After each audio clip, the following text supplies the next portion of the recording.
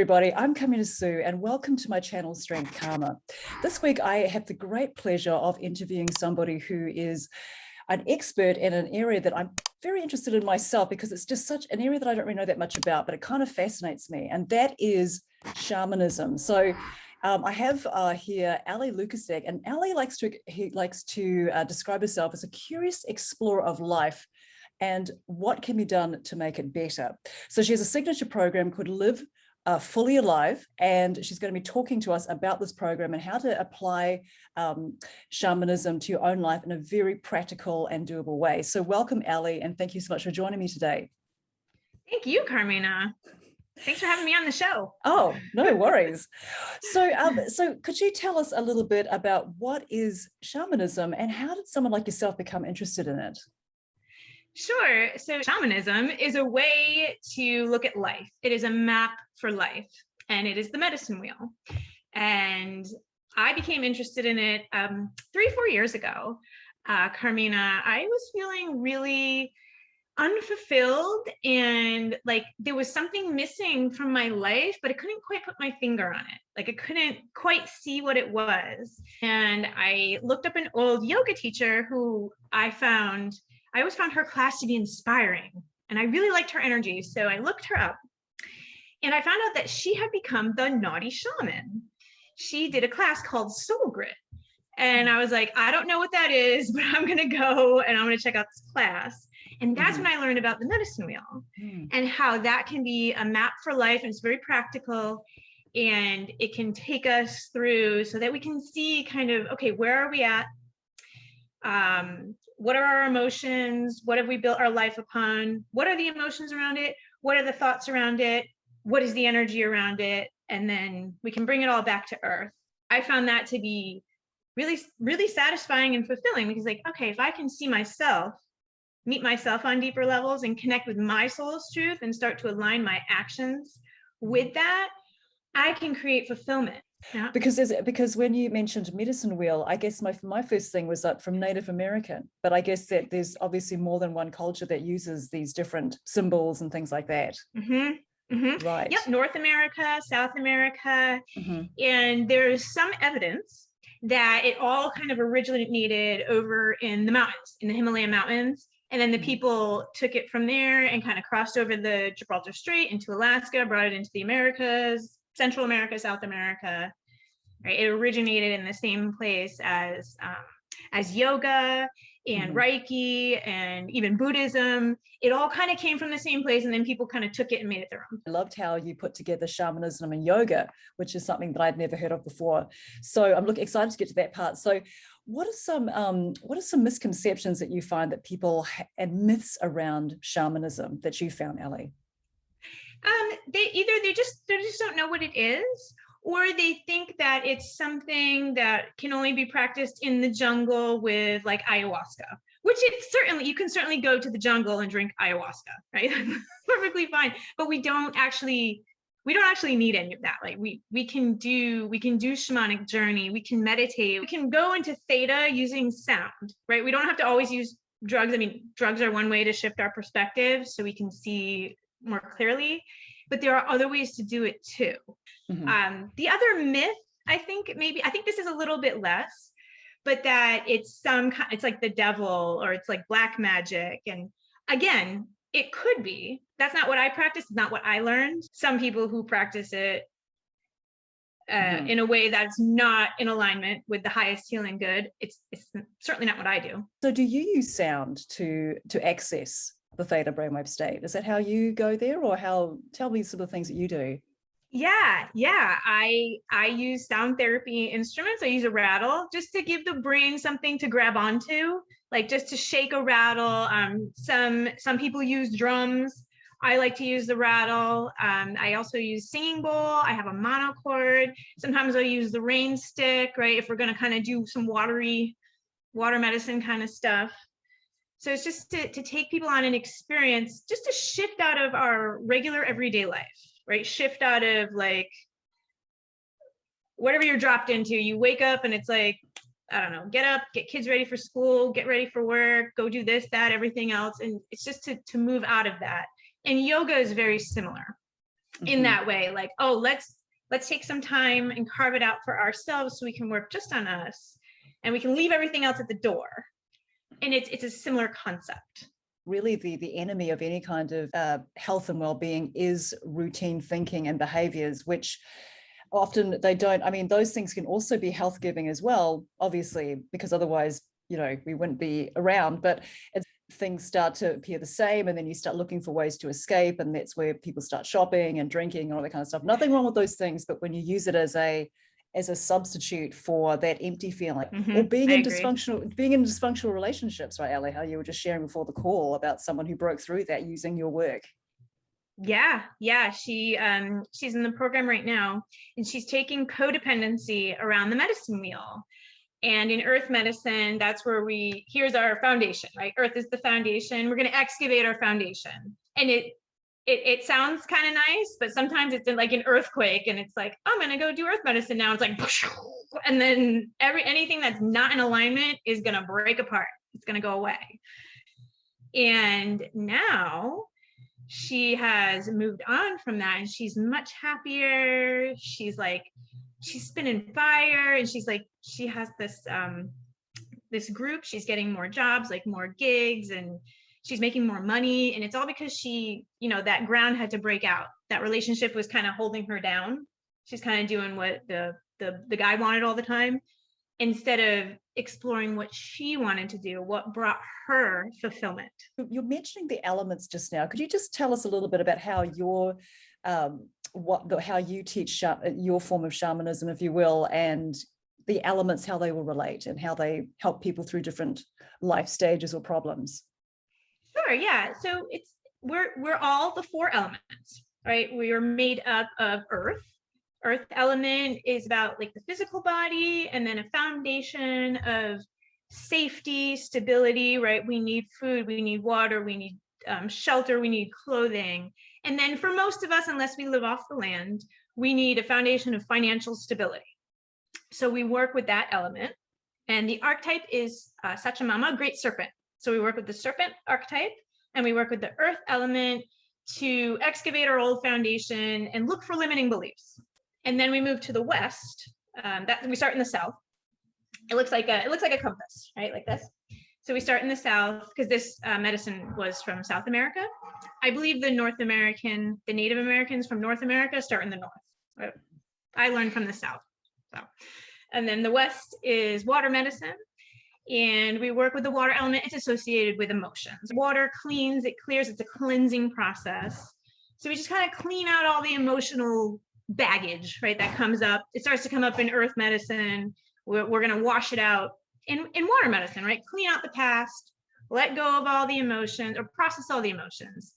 And with the water element, and the animal archetype is jaguar. The north is, we move to the north, and the element is like a mountain or air. It's like the fresh mountain air. Now we've gone through, we've cleared out some stuff. So now we can connect with our purpose, our mission, like the journey of the soul, whatever that is, whatever you came here to do. And you can think of standing up on top of a mountain and looking at all the different ways that you could go and saying, okay, if I go this way, it'll take me here. If I go this way, it'll take me here. And you kind of see more clarity up here. And the archetype is hummingbird. And then in the east, right, that's the place of our becoming, the rising sun, is star medicine, right? So like the element is like outer space, and it's infinite possibility, right? There is infinite possibility in this universe. Here's where we go when we want to zoom way, way out in the eagle eye perspective. It's eagle condor is the archetype. And eagles, they soar really high. They can be like 200 feet up. We can't even see them with our eyes, but they can see us, and they can see a fish down in the river, and they will dive down and grab that fish. And they also soar. They don't use any extra energy, right? They're just kind of like, they read air currents, they catch updrafts, they don't expend any extra energy, and they can see everything. We always want to bring it back to earth, and then we bring it back home, back to earth, back to the south, because this is where we live. We live here on earth, right? We don't live in outer space. We don't live in the water. We don't live, some of us might live on top of a mountain. I don't. I live in a valley. But we live on the earth. So we take our journey around the medicine wheel and our lessons and what we the knowledge, the mission, the purpose, the action steps, and we bring it back to share it with our community. It seems like, Ali, that this is a really powerful way for people to be able to access parts of themselves, because they're going out of routine thinking, and there's so much wisdom. We have so much innate wisdom in us, don't we? How do you bring the two, like shamanism and yoga, together? How do you teach it? How well do you see they fit together? Why? Tell me your thoughts about that. Well, I think just in my experience, and just from my own innate wisdom, right? If I'm going to look at where is my soul guiding me? This is what I found, is that we had one foot in physical reality, right? We live on the earth. We live here in physical reality, where the sky is blue and the grass is green, and I'm wearing a black shirt, you're wearing a New Balance shirt, and we can all agree on that. Spiritual reality is the other side, right? That's where you go to meditate when you have go on a shamanic journey, or any type of meditation, really, or you're doing some kind of energy work or visualization or anything. That's spiritual reality. So we have one foot firmly grounded in both. So I think yoga works really well because it grounds us in the physical. We can go on and have an experience and shamanic journey, and we can go and change some things in spiritual reality, and then we bring that wisdom back, we bring that information back to make physical reality, where we live, a better place. I think it works great together. I don't know of anybody that's doing it. That's why my program's different. It's something I came up with, and I'm like, because I've done both. I've done yoga class where let's set an intention and then do the yoga class. Great. Or let's meditate and then do a yoga class, or do a yoga class and then meditate for Shavasana. Great. But I'm like, what if we put both of them together?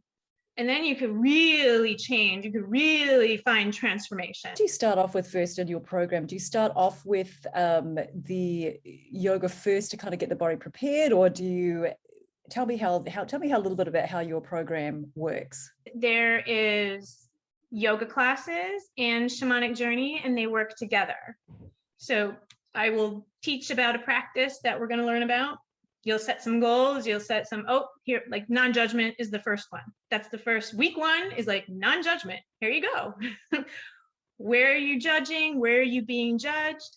Let's unpack judgment. That's step one. So we'll do an activity to journal, right? Write about, okay, where is the judgment? Okay, where did it come up for you? Great, let's go on a shamanic journey. That is a guided meditation with sound therapy. And we'll go and work with a guide and see if we can change some things or what we need to do. And everyone will have their own experience. It's experiential learning, because I could say the same thing, take everyone on the same exact shamanic journey, like in a room with people. 20 people could go on it. I say the same exact words, they hear the same exact thing, 20 different experiences. How do you get people out of the analytical mind and people assessing, is this really going to work for me? I don't really understand what the earth element is, for example, or the east, how do you help people overcome that piece, especially if someone's watching this and maybe new to all of this sort of stuff? They could be thinking this sounds really cool, but I know me, I've tried to meditate before and I had to get up after 5 minutes or even after like 30 seconds because I just hated being still. Like, how do you help people overcome that? You don't have to stay still to meditate. And because I tell it in like storytelling and there's sound, it gives your brain, people who are very analytical or in their mental realms a lot, I would say you're very, very strong in the mental realms. And that is very masculine, right? The north and south parts of the medicine wheel are the masculine points, right? The body, the mind, those are masculine. And then the emotions and the energetic, those are the feminine. So probably for you, Carmina, your journey is to connect more with your emotions and more with your energy to balance out your strong mind and your strong body. Right. Yes. That would just be your journey. And if you wanted to go on that journey, you just need an open mind. Like your intention would be, I want to connect more with my feminine aspects. So we all have masculine and feminine energy. Doesn't matter what kind of body we're in, doesn't matter what organs we have or what gender we associate ourselves with. We all have both. And in our world, in the Western world, it tends to be very masculine. It's very masculine dominated, even for us women. very masculine dominated. So all you would need is an open mind and to welcome the feminine into your life. So that would be for both men and women, I would imagine, that you would give that advice to, not just women. Yes, yes. Yeah. And men tend to be masculine. I know I'm being general, but generalization, men tend to be more masculine than women. And in our Western society, everyone tends to be more masculine. In the Incan society, before colonization, before the conquistadors came and sort of genocided them, similar to what happened here in the United States when the Spanish came here, the Europeans came here and genocided the Native Americans, happened also in South America. So before that, they were a very feminine based spiritual path, where Pachamama, the earth, is the mother, right? Mother Earth, right? Still mother, right?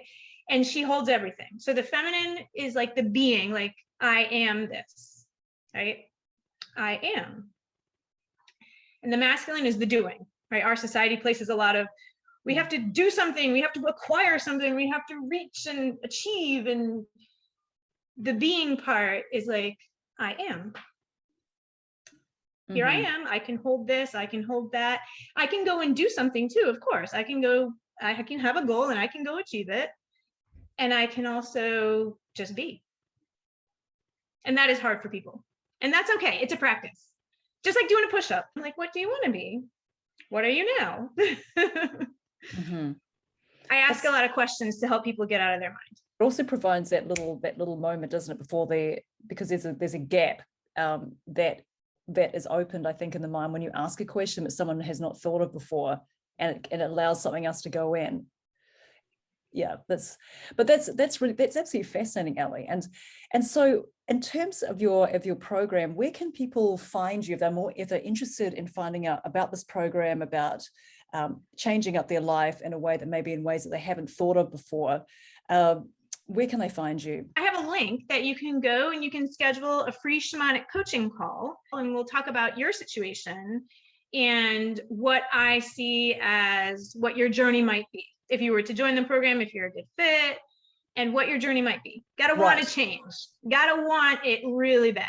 So what are some 3 take-home tips that you could offer someone who's watching this video about how to get started with tapping into that part of themselves? Obviously getting in touch with you is a big one, but just something that they could do at home, to find out what they want or how to get unstuck. You start with some curious questions, start with some journaling. Where are you stuck? Like, what is your biggest problem? What is the biggest problem in your life right now? If you can figure out what that is, then you can apply the medicine wheel to it. Go inside, and when you think about the problem, and just close your eyes and just take a couple breaths and just really focus in on your body. Right, just breathing, and okay, where is it in your body? What physical sensation do you feel when you think about the problem? Right, the problem, thinking about it, where do you feel it in your body? And then you can look into your emotions. When you think about the problem, what emotions come up for you? See if you can name them. It's probably stuck in your body somewhere where you didn't even know, right? Because you just never checked into it. Then you can go up into the mental realms, like you have this problem. What are the thoughts, right? What do you think of yourself? And then energetically, this might be hard for someone who's brand new, but you can kind of just see if there's anything there, like energetically or on the soul level. Is there anything there? And what you could do when you're kind of looking into the problem is just ask a question, like, just invite your soul to come and speak to you. And just see if you hear a little message or you feel something, or there's just like a slight impression. That's your intuition, that's your soul. And that might happen when you first start, and it might not. You might need to start with the body, you might need to start with emotions and the mind stuff. All right, you can definitely get that. Or maybe you just feel a little buzzing, maybe you feel a little chill, you get a little shiver. And then you can start to break it down and get it onto paper and see what it is. Because once you can see it, you can work with it. We're like eternal works in progress, right, Ali? Oh, that's how I like to think about it. Yeah. Mm-hmm, Well, mm-hmm, look, for sure. thank you so much for joining me today, Ali. I just learned so much, and I hope that you did too if you're watching this. And also, if you enjoyed this content, please consider subscribing to my channel. I bring out new content every week. So thank you, Ali, so much. We'll have all of Ali's contact information below this video, and we'll catch you in my next video. See you soon.